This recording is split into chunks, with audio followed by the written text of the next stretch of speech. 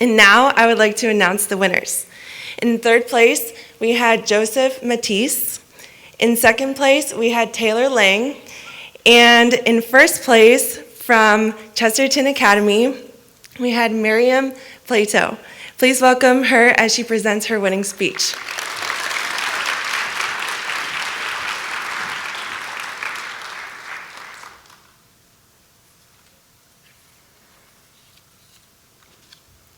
It is the 4th of March, 2023.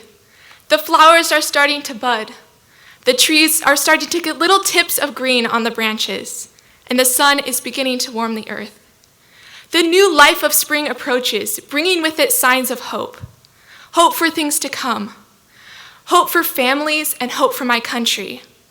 As an American, and even deeper as a human, I believe that all men are created equal and have the right to life, liberty, and the pursuit of happiness. This is what society is built on, the right to life.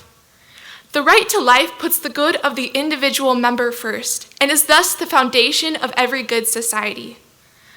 On the other hand, abortion denies and destroys the right to life and thus strikes at the root of every society, the good of the individual member. When the good of the people is removed through abortion, society kills itself and crumbles economically, socially, and morally. First, abortion destroys society economically. As we see from the state of China, when we try to limit and control the population, disaster ensues. Because of their one-child rule, China's population is now beginning to decrease. China is now facing a demographic disaster. According to the World Population Review, because of sex-selective abortion, China's replacement rate has now fallen below 2.1. Because of their brutal abortions, their working class is diminishing and the economy failing. It is destroying their society. Is this the kind of society we want? Because if not, we need to wake up because our birth rate is currently under replacement level for the first time in American history. Secondly, and more significantly, abortion destroys society socially because it tears apart the family. Abortion hurts mothers. Abortion hurts fathers. And abortion hurts children. It responds to hurt with hurt and to violence with violence. As recently reported in the British Journal of Psychiatry, 22 peer-reviewed studies, including 877,000 women, concluded that women who have had abortions are 81% more likely to experience sorrow, sadness, guilt, and depression. According to 2 studies in Finland, these women are 7 times more likely to commit suicide. Fathers are also emotionally damaged by abortion. The Post-Abortion Treatment and Healing Organization states that these men are more likely to be depressed, suffer guilt, and have alcohol and drug abuse problems. And the child is no more. Hurt mothers, traumatized fathers, and fewer children does not make a stronger society. Abortion's effects on mothers, fathers, and children dissolve the very bonds which allow people to relate to each other. Imagine an ideal society where all people trust, protect, and selflessly care for each other. The strong bonds in this ideal society would grow out of healthy families. With this ideal society in mind, how is what's happening today building a better society? How is traumatizing men and women to the point of suicide, dividing mother from child, making social bonds stronger in any way? The only one benefiting from abortion is Planned Parenthood. According to Planned Parenthood's 2019-20 annual report, in 1 year alone, they took in $1.7 billion in income. They also reported that abortion made up 96.6% of services, while adoption referrals made up a minuscule 0.5%. The sad reality is abortion pays and adoption doesn't, so they are going to promote abortion. Although it is horrifying to add up the lives of children based on their monetary value, this is what Planned Parenthood is doing. They're treating the lives of innocent children like numbers on a screen that produce profit. It is cruel and inhumane. Now, what if I told you that you were helping fund this cruel business? Planned Parenthood receives $1.74 million per day from taxpayer money. $1.74 million per day. This money is being used to tear apart our society from the inside. And as of today, our government has made you the means by which this cruel business operates. This must stop. And now my most crucial point. Abortion leads to the moral destruction of society. Across the world, across the centuries, across many cultures and religions, life has been viewed as an inherent good, while killing is evil.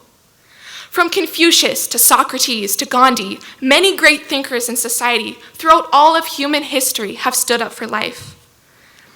Life has been defended from conception in many religions, including Islam, Buddhism, Hinduism, Judaism, and Christianity. Because life is a fundamental right that is valuable and sacred. Gandhi once stated, "There are many causes I would die for.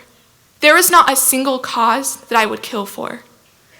Another great thinker, Nelson Mandela, stated, "No form of violence can ever be excused in a society that wishes to call itself decent." Intentionally taking the life of another human being has universally been viewed as evil.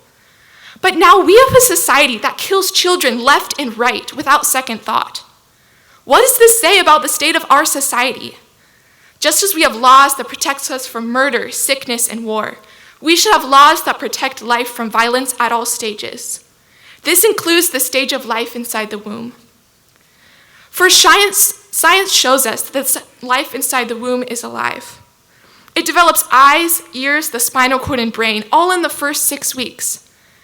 Medical journals agree that around 5 weeks after conception, the child's heart rate can be detected. According to a 2020 study called Reconsidering Fetal Pain, the child can feel pain as early as 12 weeks. These tiny humans are not inherently different from you and me. They deserve life. However, that does not mean that choosing life is always easy. No one can deny that many women who seek abortions are hurting and desperate. But abortion is not the solution. Violence is not the solution. Killing is not the solution. As Martin Luther King Jr. once said, "Returning violence for violence multiplies violence, adding deeper darkness to a night already devoid of stars." Overall, abortion is a tragedy that is rotting society from the inside out. It is detrimental economically, socially, and morally. By taking an innocent person's life, it is breaking apart the bonds of society, causing it to crumble. Yet all hope is not lost. Just as we see signs of new life and hope in the approaching spring, we see signs of hope all around us. I am hopeful for the future. The pro-life generation is making major gains. Roe v. Wade was overturned and is a cause for joy and hope. But until all 50 states defend life at all stages, we must not be silent. We must not stop working to defend life and bring love to every human being. As Martin Luther King Jr. said, "Darkness cannot drive out darkness. Only light can do that. Hate cannot drive out hate. Only love can do that." Thank you.